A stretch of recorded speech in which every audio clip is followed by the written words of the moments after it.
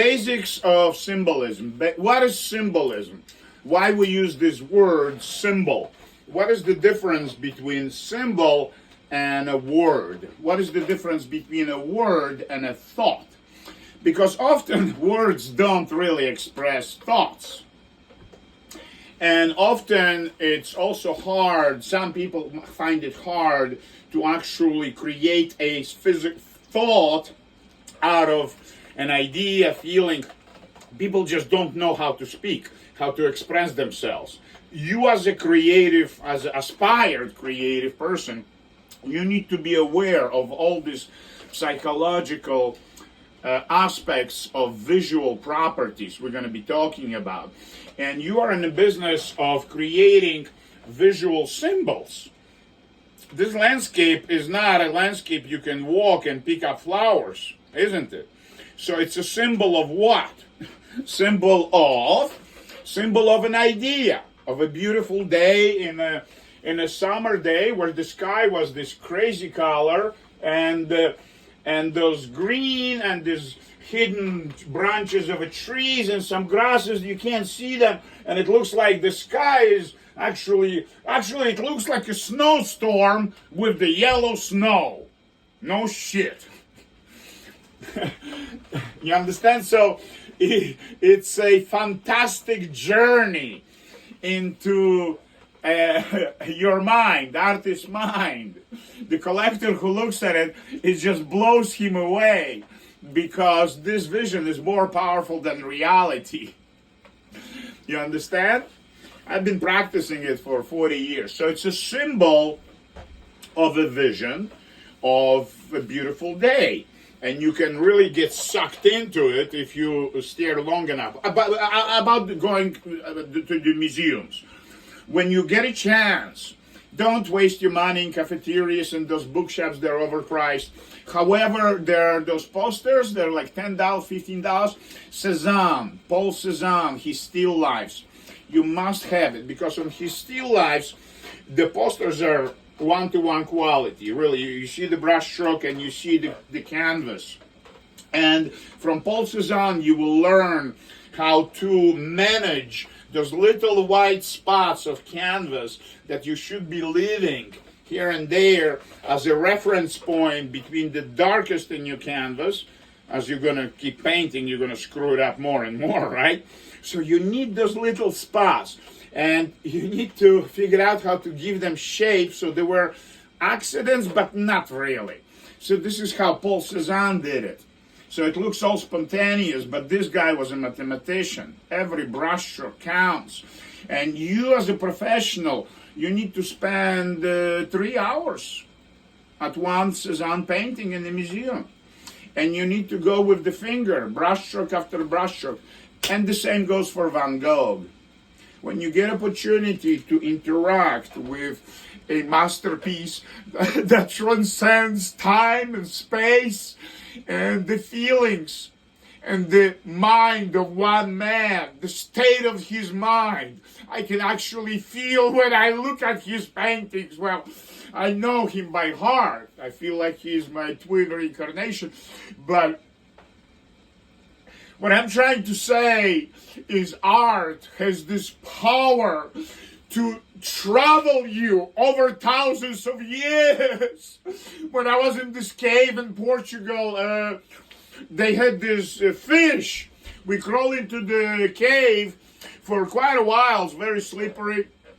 And then there is this platypus, not platypus, but fish, big flat fish with 2 eyes looking upwards. What is this name, goddamn shit? The big one. Well, the drawing was big, and it was 40,000 years old. I just hypnotized. I was just transferred. And those floors, she says, there is a big cavity under the floors. So if you jump hard enough, you might collapse. 1,000 meters, 1,000 miles down. But we didn't collapse.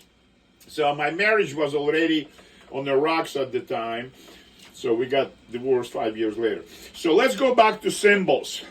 I'm going to talk about these 2 epic civilization symbols that have been around for the longest time in our civilizations because this is pre-agricultural concepts, these two. One is the syllable om. Om. It's an idea that the universe doesn't really exist as you touch it, as you hear it, as you see it. It's an illusion. It's Maya. In their language, it's called Maya if you want it, okay? But in English, it's an illusion. Now we know in quantum physics that this is so. Universe is a vibration. So Hindus were not wrong about that. That universe is a syllable om, speaking metaphorically. I don't know why exactly it's om. You're supposed to go like om from your belly, and it's supposed to be aum, okay? Everybody gets it right. There is no way to do it wrong, okay? After you do it 1,000 times, you will get it right. It's natural. It's so natural as your heartbeat. And it's presumably, a vibration of the universe, or the key to unity to get aligned with the vibration of the universe as you breathe. So every time you breathe, you become a part of the universe consciously. You choose to do so. So you go about your business. It's very interesting when it happens. Hindus, I had a neighbor who taught me how to practice pranayama, for instance. I'm telling you a long story about this because I'll get to the point why everything in our culture really is around this concept about universe and about how God is for us Christians, Western civilization, how God is for the Hindus, for Buddhists, and that is what creates our concepts, our choices. This is how we make choices in life. And these are ancient ideas. But I would like to point out, again, these are speculative ideas. These were ideas created by shamans high on mushrooms, in both cases. The Inca, the Bolivian, sun god. Sun god is a primary deity in human civilization before we even lost hair, and so this like 8 million years ago, okay? A lot of species consider sun as an aiming guide. Maybe electromagnetically, but most likely the ones we know most is visually, right? So a lot of animals go towards the sun, right? And humans always saw and understood that cows eat grass, and then I eat cows. If there was no sun, there would be no grass and no cows. I wouldn't be able to survive. So people understood that sun is actually a provider of energy, technically speaking, in calories, specifically in calories per square inch for our planet. You understand? And how those plants grow thanks to the energy they receive. There is energy exchange, you understand? It's a quantum level of understanding the universe. Photons hit the cells, the protozoid cells, and they produce their own energy. They turn into sugar and glucose, and they stay alive. They're not parasites. Humans are parasites, okay? And those first, we think they're first species on Earth. We don't know who was first. Doesn't matter. So let's talk about these two concepts just for the God's sake. Because this one about one God is persistent struggle. And I think it's just political manipulation. I think it's all about money. How many gods you have, I have. It's all about pussy and money. It's all about, I want your oil, I want your pigs, I want to fuck your wife. It's all about that. It's all as basic as that, in my opinion. Because all the faiths in the world actually believe, considering Zarathustrianism. It was 2500 BC in the Persian Empire, and it was throughout Persian Empire. So Judaism is heavily deriving from Zarathustrianism. In basic idea in Zarathustra is that there is evil and there is goodness, and you need to choose between the positive and negative, between darkness and light. So this is all the basic of Zarathustrianism and probably Christianity, a lot of that, as you might imagine, and Islam. Well, mixed with Egyptian Book of the Dead. If you read 260 magical spells, I studied them for many years, and they're funny. They're very funny things. So why do we need to know why these people came up with those particular depictions of ideas?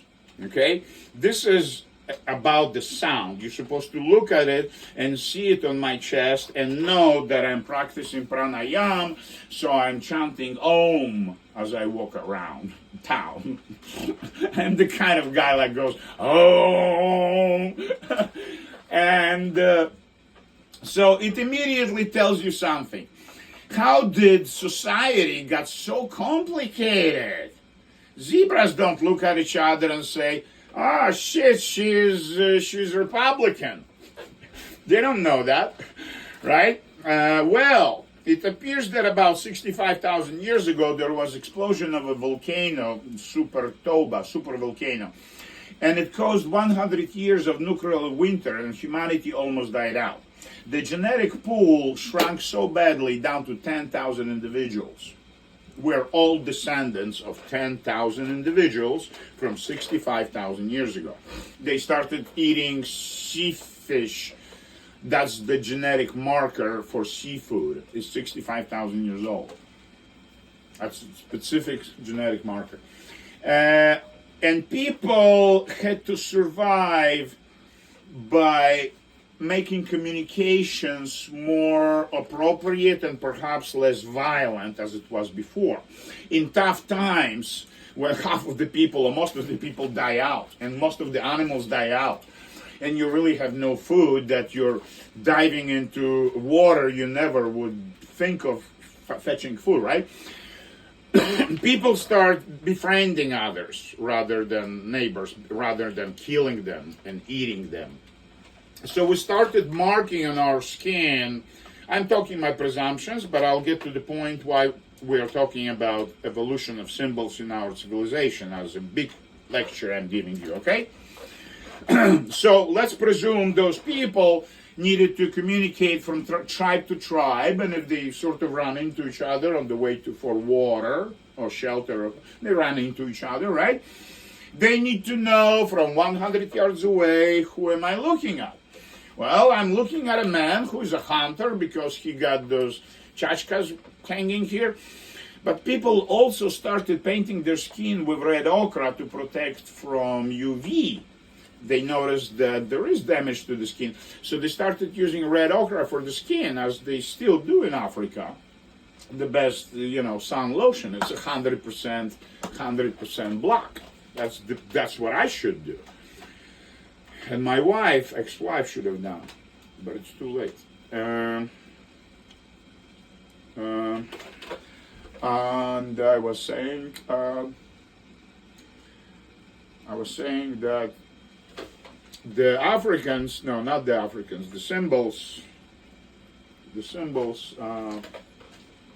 okay.